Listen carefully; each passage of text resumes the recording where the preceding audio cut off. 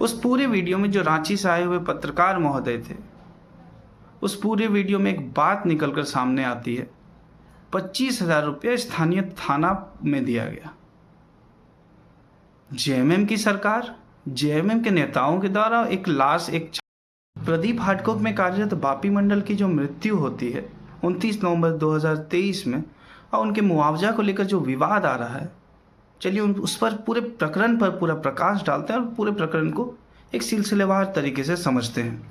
29 नवंबर 2023 में प्रदीप हाटकोक में कार्यरत बापी मंडल जो निरसा विधानसभा के तालबेड़िया गांव के स्थानीय निवासी हैं, उनकी मृत्यु हो जाती है। मृत्यु शाम में 6-7 बजे के आसपास होती है और रात में स्थानीय नेता, जेएमएम के जो नेता थे, उन लोगों ने मुआवजा 50,000 से 1 लाख के बीच तय किया और कोई रिटर्न डॉक्यूमेंट नहीं, इसीलिए मैं एग्जैक्ट अमाउंट नहीं बता पा रहा हूँ।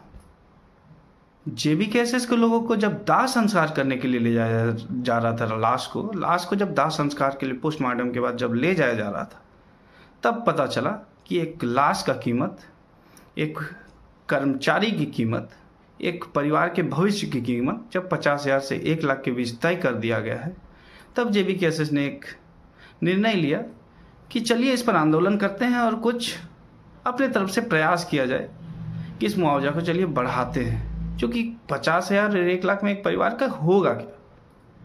इसी क्रम में हम लाश को लेकर प्रदीप हाटकोक के बाहर धरना पर बैठ जाते हैं।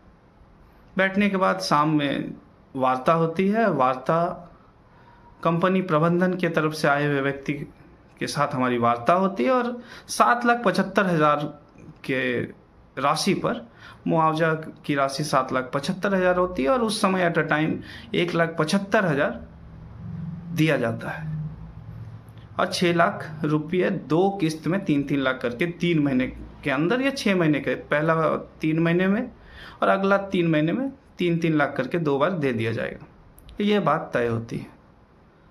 इस पूरे मुआवजा के प्रकरण कहिए, पूरे मुआवजा दिलवाने के प्रक्रिया में जेबीकेएसएस सुबह से लेकर रात तक डटा रहा।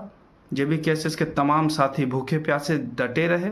जो लाश को 50,000 से 1 लाख के बीच तय कर दिया गया था, जिस लाश की कीमत, उसको लाकर जलाने ले जाया जा रहा था, उससे पहले लाकर उसका कीमत 7,75,000, कीमत नहीं कह सकते हैं, मुआवजा राशि 7,75,000 तय किया गया।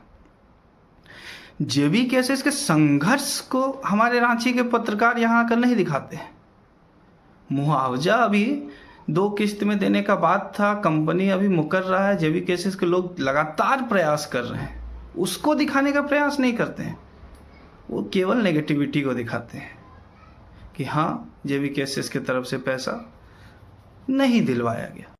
उस पूरे वीडियो में जो रांची से आए हुए पत्रकार महोदय थे, उस पूरे वीडियो में एक बात निकलकर सामने आती है।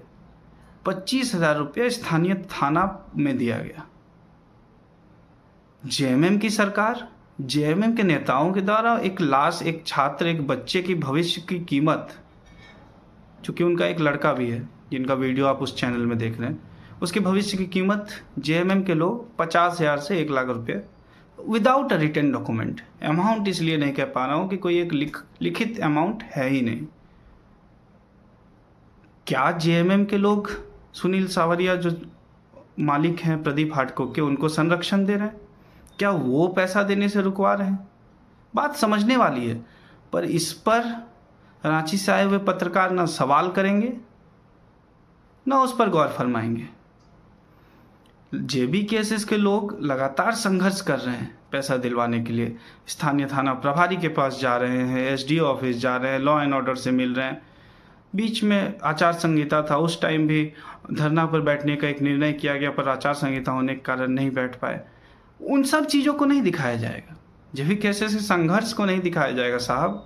जेबीकेएसएस के खिलाफ जो बन सकता है बोलना है, बस बोलना है। क्या इस क्षेत्र में पत्रकार नहीं है?